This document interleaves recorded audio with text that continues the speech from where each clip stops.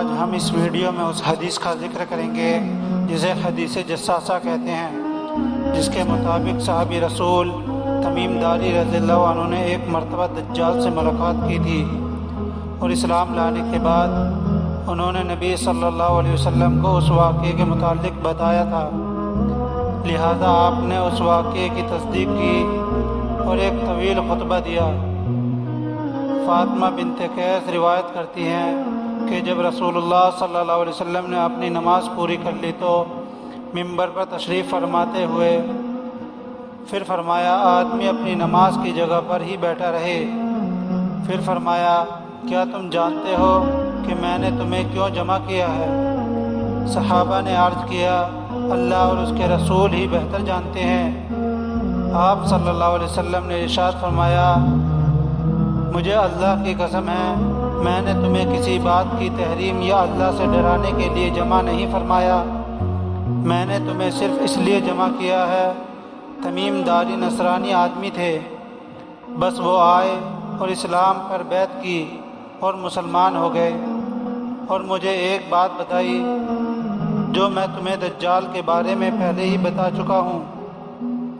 چنانچہ آپ نے مجھے خبر دی کہ وہ بنو لخم اور بنو جذام کے 30 آدمیوں کے ساتھ ایک بحری کشتی میں سوار ہوئے، پھر وہ سمندر میں ایک جزیرے پر پہنچے، یہاں تک کہ سورج غروب ہو گیا تو وہ چھوٹی چھوٹی کشتیوں میں بیٹھ کر جزیرے کے اندر داخل ہوئے۔ انہیں وہاں ایک جانور ملا جو موٹے اور گھنے بالوں والا تھا، بالوں کی کثرت کی وجہ سے اس کا اگلا اور پچھلا حصہ پہچانا نہیں جا سکتا تھا۔ بس انہوں نے کہا تیرے لیے ہلاکت ہو، تو کون ہے؟ اس نے کہا اے قوم اس آدمی کی طرف گرجی میں چلو کہ وہ تمہاری خبر کے بارے میں بہت شوق رکھتا ہے۔ بس جب اس نے ہمارا نام لیا تو ہم گھبرا گئے کہ وہ کہیں جن نہ ہو، لہذا ہم جلدی جلدی چلے۔ جب وہ گرجے میں داخل ہوئے تو وہاں ایک بہت بڑا انسان تھا کہ اس سے پہلے ہم نے اتنا بڑا آدمی اتنی سختی کے ساتھ بندھا ہوا نہیں دیکھا تھا۔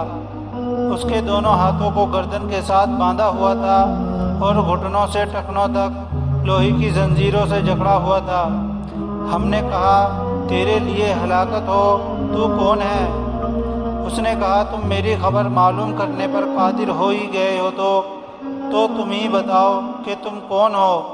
انہوں نے کہا ہم عرب کے لوگ ہیں، ہم دریائی جہاز میں سفر ہوئے تھے، بس جب ہم سوار ہوئے تو سمندر کو جوش میں پایا، بس سمندر کی لہریں 1 مہینے تک ہم سے کھیلتی رہی، پھر ہمیں تمہارے اس جزیرے تک پہنچا دیا۔ اس نے کہا میں جساسہ ہوں۔ ہم نے کہا جساسہ کیا ہوتا ہے؟ اس نے کہا مجھے بیسان کے باغ کے بارے میں خبر دو۔ ہم نے کہا اس کی تم کیا چیز کے بارے میں معلوم کرنا چاہتے ہو؟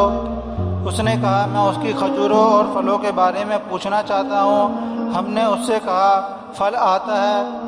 اس نے کہا عنقریب یہ زمانہ آنے والا ہے کہ وہ درخت پھل نہ دیں گے۔ اس نے کہا مجھے بحیرہ طبریہ کے بارے میں خبر دو۔ ہم نے کہا اس کی کس چیز کے بارے میں خبر دیں؟ اس نے کہا کیا اس میں پانی موجود ہے؟ ہم نے کہا اس میں پانی کثرت کے ساتھ موجود ہے۔ پھر اس نے کہا عنقریب اس کا سارا پانی ختم ہو جائے گا۔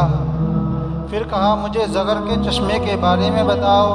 ہم نے کہا اس کی کس چیز کے بارے میں تم معلومات چاہتے ہو؟ اس نے کہا کیا اس چشمے میں وہاں کے لوگ اس کے پانی سے کھیتی باڑی کرتے ہیں؟ ہم نے کہا ہاں، اس میں پانی کثیر ہے اس لیے وہاں کے لوگ کھیتی باڑی کرتے ہیں۔ اس نے کہا مجھے امیوں کے نبی کے بارے میں خبر دو کہ اس نے کیا کیا۔ ہم نے کہا وہ مکہ سے نکلے اور مدینہ میں اترے ہیں۔ کہنے لگا کیا راستے میں عربہ کی جنگ کی ہے؟ ہم نے کہا ہاں۔ اس نے کہا اس نے اہل عرب کے ساتھ کیا سلوک کیا؟ ہم نے اسے بتایا وہ اپنے ملحقہ حدود کے عرب پر غالب آ گئے ہیں اور انہوں نے ان کی اطاعت کی ہے۔ کہنے لگا کیا ایسا ہو چکا ہے؟ ہم نے کہا ہاں۔ اس نے کہا ان کے حق میں یہ بات بہتر ہے کہ وہ اس کے تابع دار ہو جائے، اور میں تمہیں اپنے بارے میں خبر دیتا ہوں کہ میں مسیح دجال ہوں، عنقریب مجھے نکلنے کی اجازت دے دی جائے گی، بس میں نکلوں گا اور میں زمین میں چکر لگاؤں گا اور 40 راتوں میں ہر بستی میں اتروں گا، لیکن مکہ اور مدینہ کے علاوہ، کیونکہ ان دونوں پر داخل ہونا میرے پر حرام کر دیا جائے گا، اور اس میں داخل ہونے سے مجھے روکا جائے گا، اور اس کی ہر گھاٹی پر فرشتے پہرے دار ہوں گے۔ حضرت فاطمہ بنت قیس نے کہا کہ رسول اللہ صلی اللہ علیہ وسلم نے اپنی انگلی کو ممبر سے چبھیا اور فرمایا، یہ طیبہ، یہ طیبہ ہے، یہ طیبہ ہے، یعنی مدینہ ہے۔ کیا میں نے یہ باتیں تمہیں پہلے ہی نہیں بیان کی تھی؟ لوگوں نے عرض کیا، جی ہاں۔ فرمایا تھا، بے شک مجھے تمیم کی اس خبر سے خوشی ہوئی کہ وہ اس حدیث کے موافق ہے جو میں نے تمہیں دجال اور مدینہ اور مکہ کے بارے میں بیان کی تھی، اور آگاہ رہو، دجال شام یا یمن کے سمندر میں ہے نہیں، بلکہ مشرق کی طرف ہے، وہ مشرق کی طرف ہے، وہ مشرق کی طرف ہے۔ اور آپ صلی اللہ علیہ وسلم نے اپنے ہاتھ سے مشرق کی طرف اشارہ کیا، بس میں نے یہ حدیث رسول اللہ صلی اللہ علیہ وسلم سے یاد کر لی تھی۔